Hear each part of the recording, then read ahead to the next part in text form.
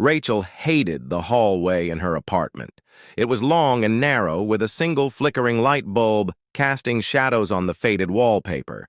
Every night when she got home, she'd rush down it, trying to ignore the feeling of being watched. One evening, as she unlocked her door, she noticed something strange.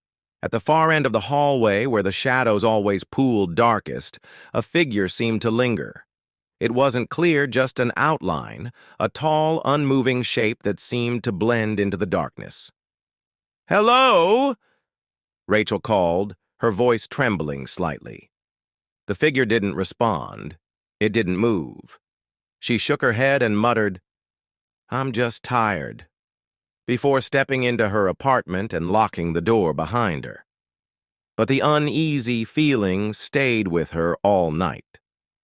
The next day, she asked her neighbors if they'd noticed anything strange in the hallway. They all shook their heads, but one older man gave her a warning. "If you see it again, don't speak to it. Don't look at it too long. Just go." That night, the shadow was there again, closer this time. It stood about halfway down the hallway, just on the edge of the flickering light. Rachel froze, gripping her keys tightly. She remembered the man's warning, but curiosity won out.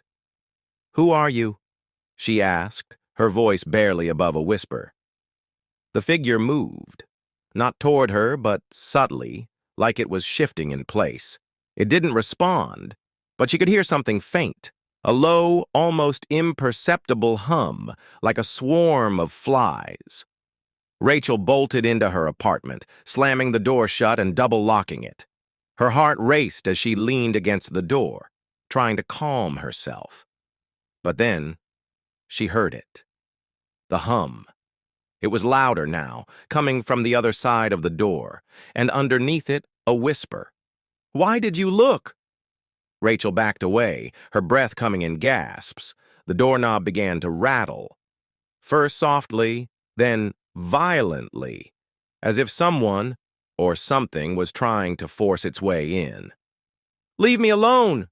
she screamed. The rattling stopped. For the rest of the night, Rachel sat in the middle of her apartment, every light turned on, clutching a knife.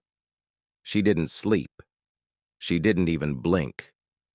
The next morning, when she finally opened the door, the hallway was empty. The light bulb no longer flickered and everything seemed normal.